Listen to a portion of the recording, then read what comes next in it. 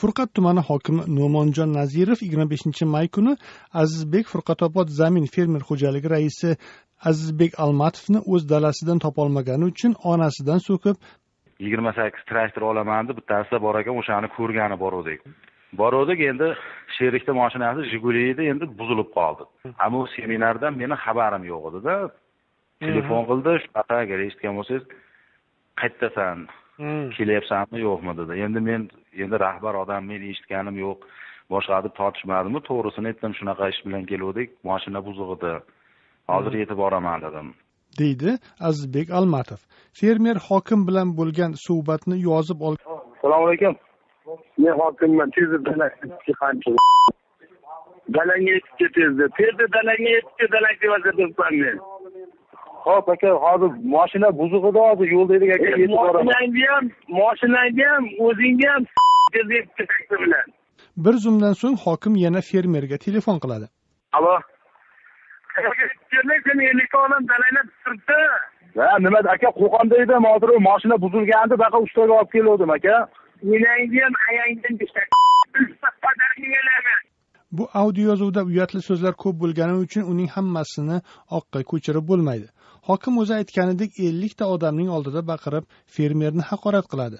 Fermerning aytishicha, uning onasi o'g'lini onasidan, enasidan so'kkanligi uchun uni yetaklab hokim qabuliga borgan.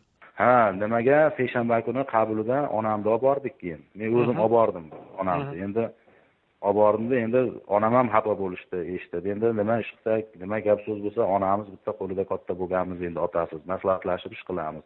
Hokim dedi, meni onam rahmatli o'tib ketishganu, lekin men o'zim keldim. Mard bo'lsangiz, qani o'sha eshagingiz, topib bering eshagingizni deb aytishdi.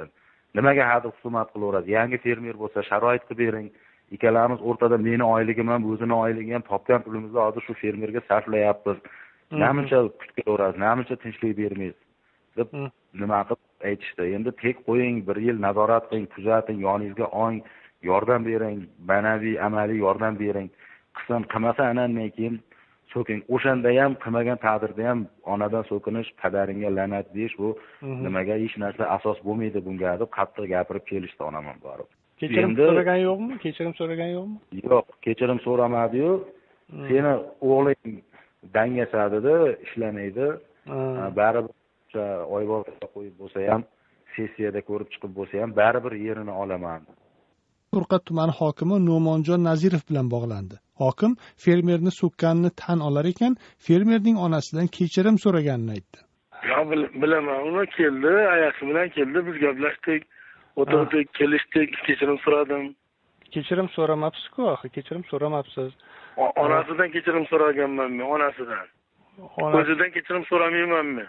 Biz endi o'sha bitta fermerni so'kkanman, shu Azizbekda qolgan fermerlar so'kkanim yo'q. Lekin ish qilmagan fermerlarda qatta buni tan olaman, baqata qilishim mumkin. Lekin bitta fermerda onasi kelgan onasidan kechirim so'raganman. Demak, boshqa so'kmaysiz-a endi? Yo'q, boshqa so'kmaymiz. O'zimga xulosa chiqarganman, boshqa so'kmayman. Endi u paxtani ko'rsangiz yonib ketasiz-da, siz men o'rnimda bo'ling. Paxtasi yonib ketsa ham, kuyib ketsa ham birovni tahqirlashga hech kimning haqqi yo'q O'zbekiston konstitutsiyasi bo'yicha. Endi o'zimdan chiqib ketib qolganman-da o'sha paytda endi. U paxtani ko'rib, u agar ishlagan fermerni so'ksam-ku, unda aliqsi bo'laveradi. Lekin boshqa so'kmaymiz, boshqalik qilmaymiz.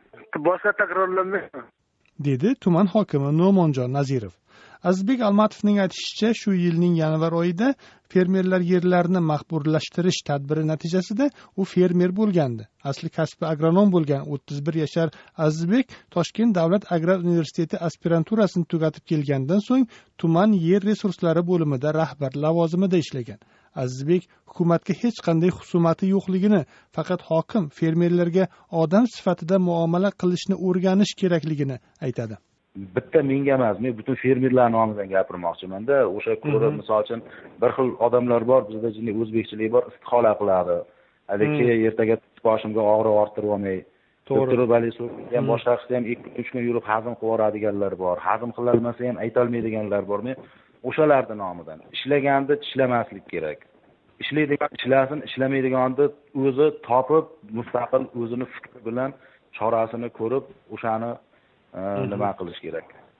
Maqsadim shu aka. Faqat muomala birinchi o'rinda. Kadr bilan ishlash muomalasini yo'lga qo'ysa bo'ldi. Men boshqa hech qanaqa e'tirozim yo'q rahbarimiz.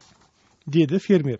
Farg'ona viloyati Furqat tumanining tajriba fermer xo'jaligi raisi 70 yashar Ochil Begmatov ham hokimning haqoratlaridan fermerlar zada bo'lib qolganini aytadi.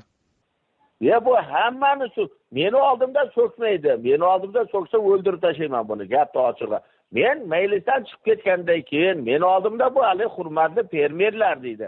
Men chiqib ketgandan keyin 50 tanga ham o'qitashchiman, durar ekan o'zda. Lom chiqaman ko'tinga deydi ekan. Juda bu betab ayollar bormi? Maktab o'qituvchilarigacha yig'ib oladi. Maktabda direktorlar o'tiradi aytdi. Ayollar, erkaklar, jamko'mlar o'tiradi. Bu bir hafta 7 kun bo'lsa bu 9 kun yig'ilish qiladi o'zi ham 2 soat.